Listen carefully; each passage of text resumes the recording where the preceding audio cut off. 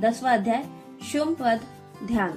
मैं मस्तक पर अर्धचंद्र धारण करने वाली शिव शक्ति स्वरूपा भगवती कामेश्वरी का हृदय में चिंतन करती हूँ।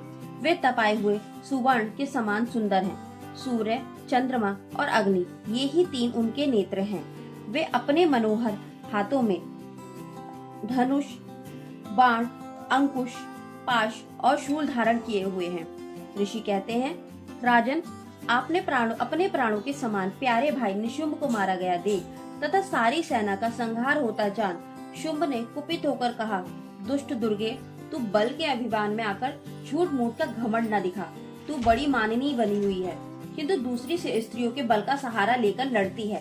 देवी बोली, ओ दुष्ट, मैं अकेली ही हूँ।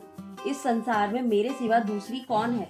देख, ये मेरी ही विभूतियां हैं, अतः मुझ में ही प्रवेश कर रही हैं। तदंतर ब्रह्माणी आदि समस्त देवियां अंबिका देवी के शरीर में लीन हो गई। उस समय केवल अंबिका देवी ही रह गई। देवी बोली, मैं अपनी ऐश्वर्य शक्ति से अनेक रूपों में यहाँ उपस्थित हुई थी। उन सब रूपों को मैंने समेट लिया। अब अकेली ही युद्ध में खड़ी हूँ। तुम भी स्थिर हो जाओ। ऋषि कहते हैं, तदनंतर देवी और शुंभ दोनों में सब देवताओं तथा दानवों के देखते देखते भयंकर युद्ध छिड़ गया। बाणों की वर्षा तथा तीखे शस्त्रों एवं दारुण अस्त्रों के प्रहार के कारण उन दोनों का युद्ध सब लोगों के लिए बड़ा भयानक प्रतीत हुआ। उस समय अंबिका देवी ने जो सैकड़ों दिव्य अस्त्र छोड़े, उन्हें दैत्यराज शुंभ ने उनके निवारक अस्त्रों द्वारा काट डाला। इसी प्रकार शुंभ ने भी जो दिव्य अस्त्र चलाए, उन्हें परमेश्वरी ने भयंकर हुंकार शब्द के उच्चारण आदि द्वारा खिलवाड़ में ही नष्ट कर डाला। तब उस असुर ने सैकड़ों बाणों से देवी को आच्छादित कर दिया। यह देख क्रोध में भरी हुई उन देवी ने बाण मारकर उसका धनुष काट डाला। धनुष कट जाने पर फिर दैत्यराज ने शक्ति हाथ में ले ली, किंतु देवी ने चक्र से उसके हाथ की शक्ति को भी काट गिराया। तत्पश्चात दैत्यों के स्वामी शुंभ ने 100 चांद वाली चमकती हुई ढाल और तलवार हाथ में ले उस समय देवी पर धावा किया।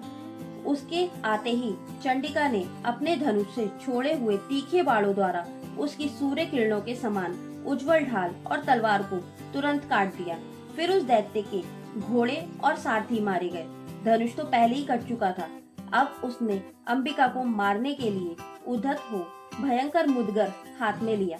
उसे आते देख देवी ने अपने तीक्ष्ण बाणों से उसका मुदगर भी काट डाला।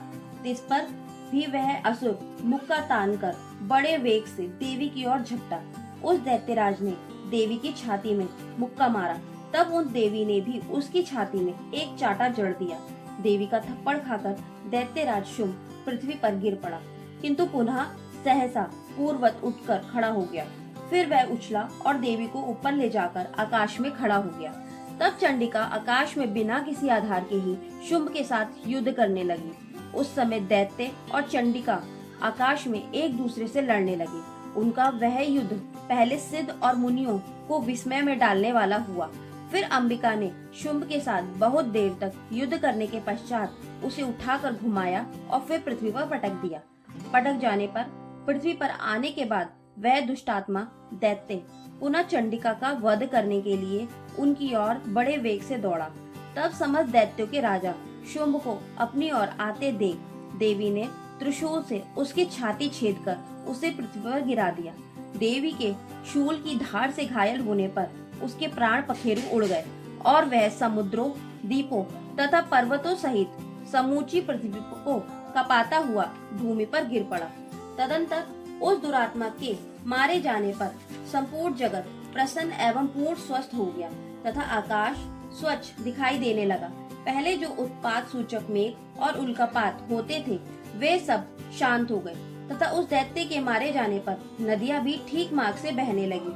उस समय शुंभ की मृत्यु के बाद संपूर्ण देवताओं का हृदय हर्ष से भर गया और गंधर्वगण मधुर गीत गाने लगे। दूसरे गंधर्व बाजे बजाने लगे और अप्सराएं नाचने लगी। पवित्र वायु बहने लगी। सूर्य की प्रभा उत्तम हो गई। अग्निशाला की बुझी हुई आग अपने आप प्रज्वलित हो उठी तथा संपूर्ण दिशाओं के भयंकर शब्द शांत हो गए। इस प्रकार श्री मार्कंडेय जी पुराण में सर्वाणिक मनवंतर की कथा के अंतर्गत देवी महात्म्य में शुंभ वध नामक 10वां अध्याय पूरा हुआ।